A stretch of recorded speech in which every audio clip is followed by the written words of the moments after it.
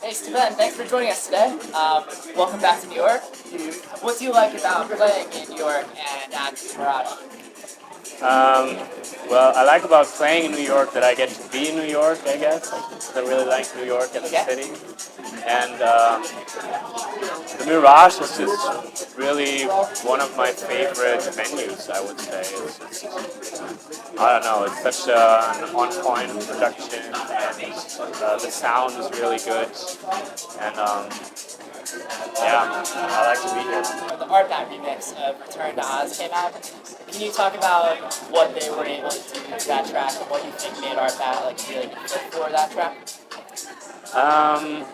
I've known them for a while now, and I've known their music, and I've been a fan because I feel like they bring a certain sound on point. Like they have this dark, sort of industrial but still melodic techno-ish sound that I really like and that I sometimes miss, or like I like my tracks the way I make them, but I also like my vocals to be reinterpreted.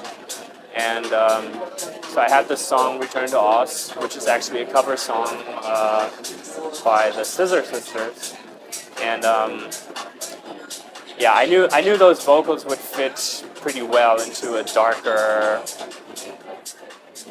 stronger soundscape, and yeah, we've been in touch for a while. They wanted to remix the song, and we eventually found that this one is the right word. Yeah, it's an awesome. Yeah, I'm super happy about the remix. Yeah, and now your own production, Frozen. Can you tell us a little bit about that one, and then also the Rodriguez Jr. take on that track? Frozen. It's been a while since I made it. Yeah, I think the original idea was the piano theme that is happening in the break of the track, and I wanted to. I had a phase where I was really inspired by Niels Fromm and like pianists or piano music, which I really like, and I have an old piano in my studio which I really like to play. So I wanted to create sort of a song that has like a mellow, basic vibe, but it's still, I don't know, it's still like grooving, and it still keeps you going in a way, and I wanted to open up the space behind the piano. So there's not really the elements of the track. There are a few elements that are up front, but there's a very wide space, and there's a lot of space within the track, I think. And yeah, which I think makes it like an interesting acoustic experience to listen to. Right. And then Rodriguez Jr., he made it even darker.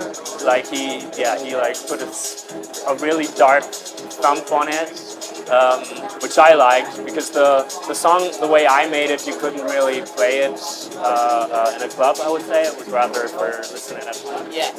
And so he made a club version, and he has an ARP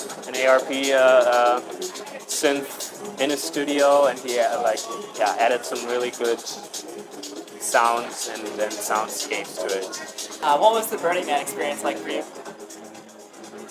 It's been very intense. Actually, I feel like I went 3 times now, and I feel like I had to learn how to deal with it and how to experience it in a way that is good for me. Like the first time, you're just being overwhelmed by the visual impressions you're getting, and then the second time I felt like was more emotional and more. Yeah, you have to deal with a lot of emotions. Like I don't know, there's so many people around, and you're torn in between being lonely and being part of the crowd, and yeah, it was like a roller coaster ride. And then this third time was actually the first time where I felt like I knew what to expect, and I knew how to prepare properly, and yeah, I had a really good time last time I went. And also my sets were just, I was really lucky with the sets that I played, and yeah. Awesome. Well, that's it. Cool.